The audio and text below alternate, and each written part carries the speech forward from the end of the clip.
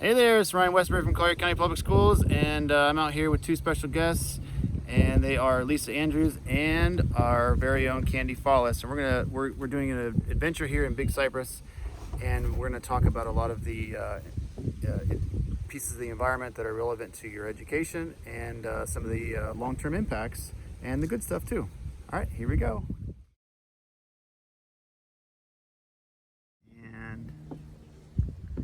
Hi, we're here on Halfway Creek. We're going to do a paddle out through the mangroves. This waterway that we're in now is a man-made canal. Very long, wide, straight, deep canal. It was built back in the 60s. There was going to be an international airport out here in the middle of Big Cypress National Preserve to serve both coasts, the Miami and Naples area. A huge airport.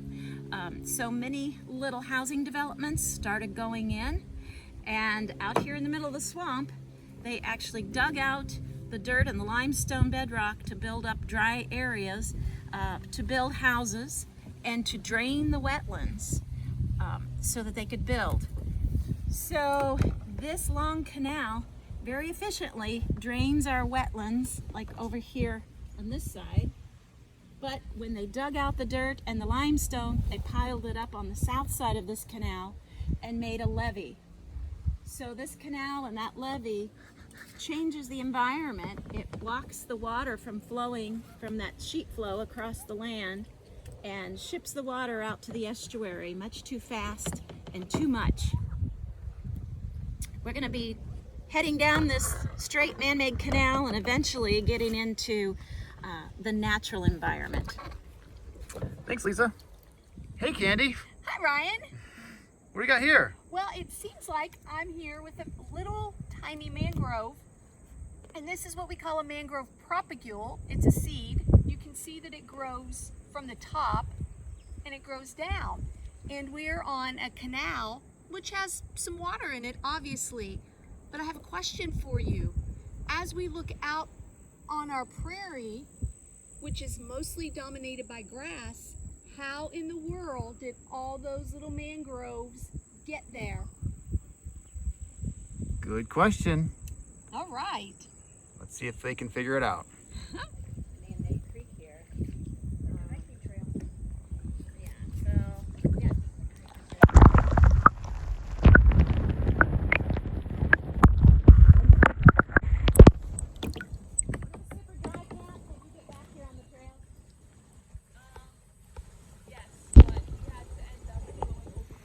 Hey, Lisa, what do we have here? Ryan, take a look. We've got a dead fish floating in the water. Why do you think we have dead fish around here? It's kind of stinky too in this area. And I see another one right back here. Actually, about 2 weeks ago, of course we're in the dry season, and this area was very dry. As the water dropped, all the fish became concentrated in here. It was very hot, and so the oxygen levels in the water dropped. So our native fish, like this mangrove snapper, really suffered from low oxygen levels, low dissolved oxygen in the water. Now we've had a few rains, the water's filling back up in these canals and prairies, and we don't see the dead fish like we were. What do you think about the dissolved oxygen, Ryan? Can you tell us some more about it? Well, from what I know, the colder the water, the more oxygen can be contained within the water. Right. Which is kind of counterintuitive, but that's the way the chemistry in the water works. And also, if we have more water flow, more action in the water, Yep. gets more oxygen in the water. And at that time, when the water levels were very low, what remaining water was here was pretty stagnant. Hot and stagnant Very with hot, no flow. Like soup. Yucky. Thanks, Lisa. Sure. Hey, Kandi, what do we have here? Hey, Ryan. What we have here is we're sitting in a little creek in the middle of mangroves, which tells us that mangroves, there's lots of water around, as you can see. But there is something very strange over my shoulder. We see some palm trees over there and larger trees. Wow. That tells me the elevation has changed and it's higher and drier for most of the year, so those trees can get larger like that and things like palm trees can grow. Wow. So it's just a tiny bit of elevation. We can't even see in the land, but it's just enough, right? Just a few inches, yes. It's Wow. amazing. Crazy. Thanks, Crazy. Kandi. You're welcome, Ryan. Ah, great. I'm right here below this bird, and it's a red-winged blackbird. Thank you. Right there. Let's get that. Can I get another one?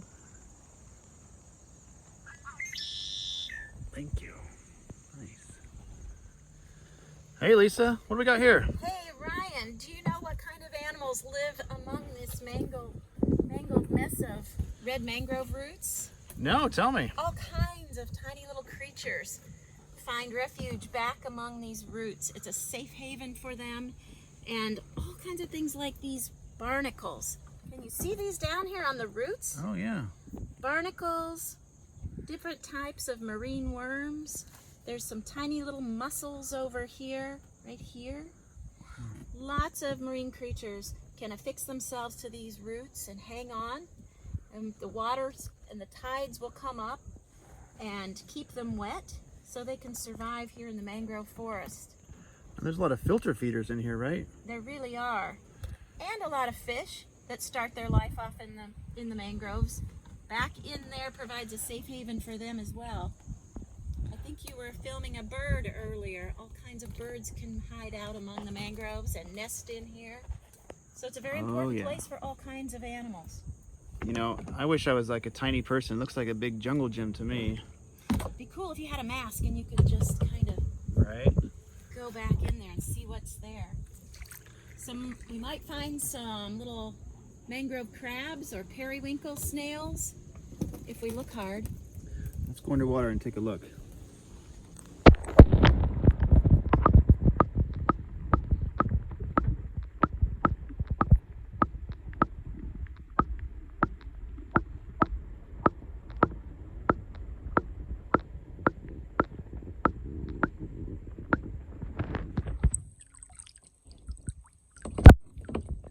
Pretty cool. There's some spider webs over here. Nice. Not very nice. All right, thanks, Lisa. So here we are in Halfway Creek, and the trail is getting much narrower. The mangroves eventually going to close this up unless there's enough human traffic in here to keep them separated from the middle. But it might make a nice little tunnel, which would be cool. All right, so here we are in the mangroves, and I want to talk about these yellow leaves. And some people call them sacrificial leaves, which isn't entirely accurate. So the theory there is that the mangrove, because they live in salt water, they use these leaves to dispose of unwanted salt. But there's another story behind those leaves. The plant is actually pulling back the chlorophyll. The chlorophyll gives the leaves their green color and allows for photosynthesis. So prior to jettisoning the leaves, as the branch grows, it needs to retrieve the chlorophyll into the plant stem, and then it redistributes that to the newest leaf, because chlorophyll is a limited resource. And so there was a huge, you can see all the different leaves. Those are just like the last leaves that are about to just get passed down as the branch grows up. New leaves are produced at the end. But back in Hurricane Irma, a whole section of mangroves was completely stripped of their leaves, and that essentially killed the mangroves because they had no leaves, they had no chlorophyll in reserve, and they could not produce new leaves, so they died. So that's what's happening here. Just like in fall, in northern climates where trees change color, they're pulling that chlorophyll back into the plant to use for photosynthesis, because that's a hard thing to make. They can make lots of other components for the cells inside the leaves, for the plant cells, but chlorophyll is hard to make. There you go. Hey Lisa, what do we have here? Well, I wanted to show you the leaves on these mangrove trees. The leaves are green year-round, but from time to time they die and the yellow ones fall into the water. they become covered with a little slimy film of microorganisms that kind of chew and break that leaf down, and that becomes the base of the food chain. It becomes detritus down on the underneath the water. All types of little organisms eat those little pieces and eat the microbes that are there. Just right on up the food chain. Little bigger things come along and eat that. Little bigger things like shrimp and small fish. Then larger fish come along and eat those. So the whole food chain starts right here in the mangrove estuary by these mangrove leaves falling into the water. We found some of the little critters that live in the mangroves. Let's see if I can get a hold of this shrimp here. Oh yeah. That's a gravid female, right? Mm-hmm. So that means it has eggs attached to its hind limbs. Here's some larger fish. Oh yeah, that's definitely snook and redfish and snapper food. All kinds of things. Because that's pretty much as big as that little minnow can get, right? Right. So when they get that big, they get a little slower, and they're gonna look like lunch to a larger fish. So. But they hide right. We caught these right along the bank here, hiding in this algae, and just above the mangroves that you can see down at the bottom. That is part of this base of the food web here in the mangroves. You can see the eggs on there. Some more shrimp ready to hatch.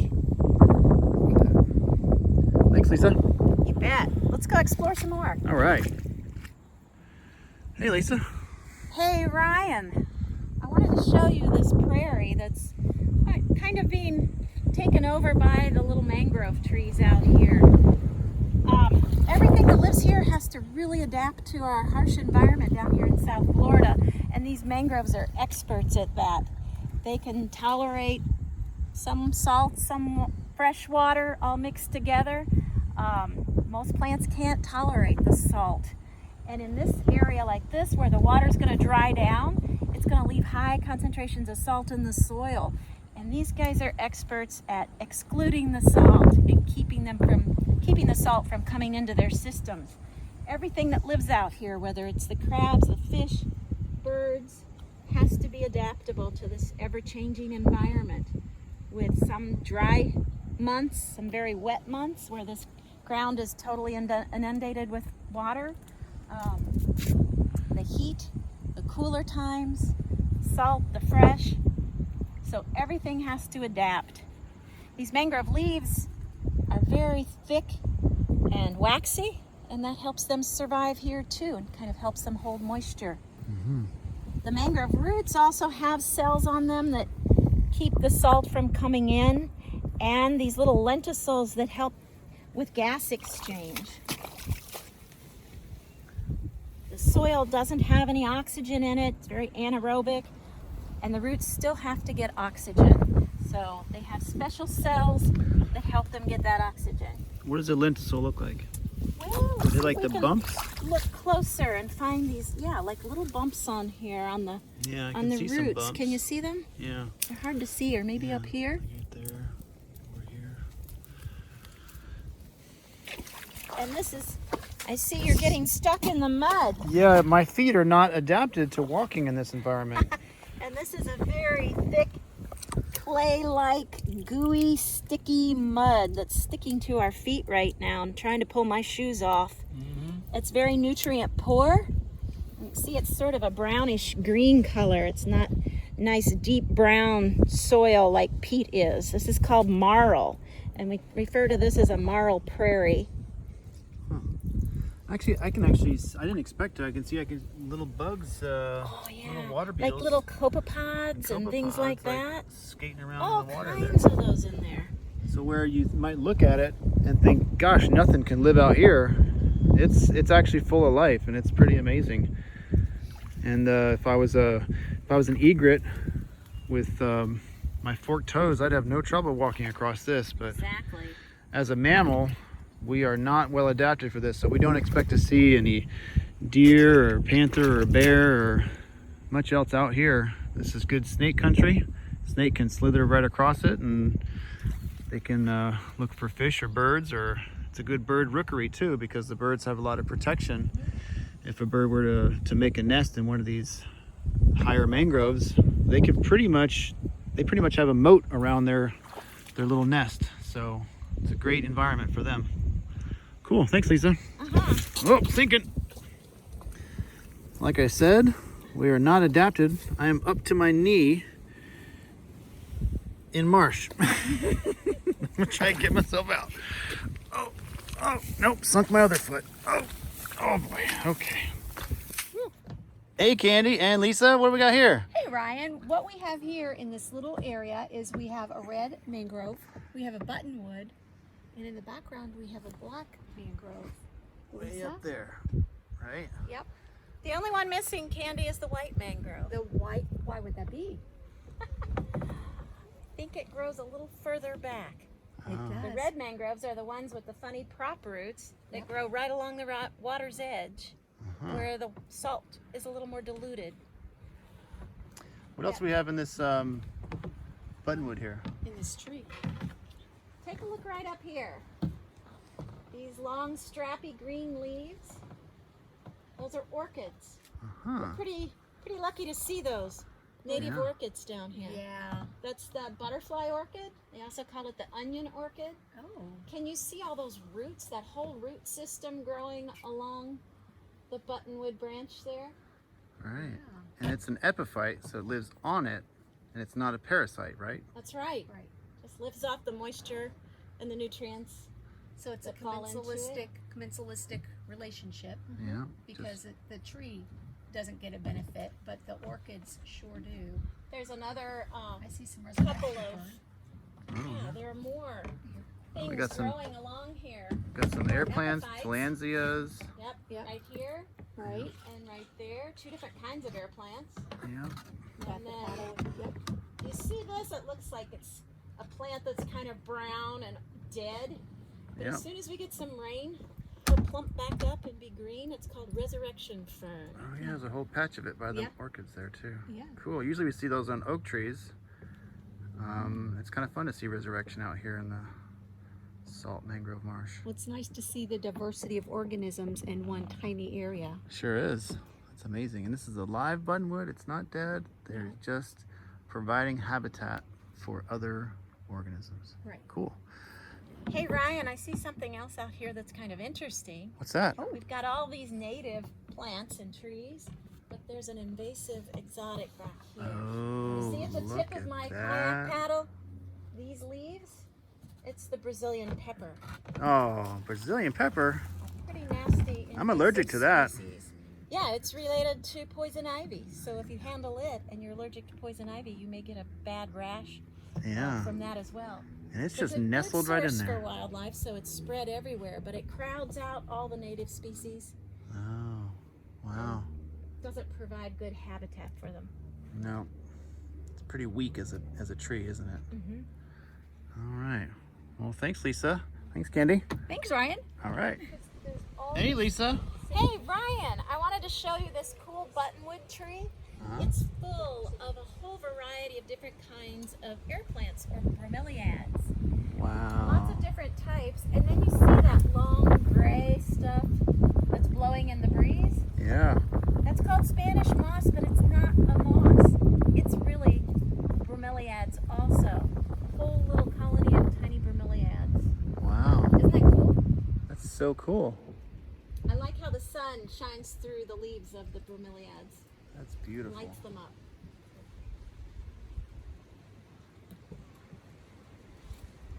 Beautiful. I see a tiny orchid. Oh. Tiny orchid right there. Tiny bromeliads. It's like a whole collection of Right, so why is this here in the midst of all this sameness? Research and find out. Yeah. All right, what we have here is a little green heron right there. He's probably gonna flush as I get closer. He thinks I don't see him, but He is hunting for lunch in the mangroves. You can see his feet here. He's got the perfect feet for standing on mangroves.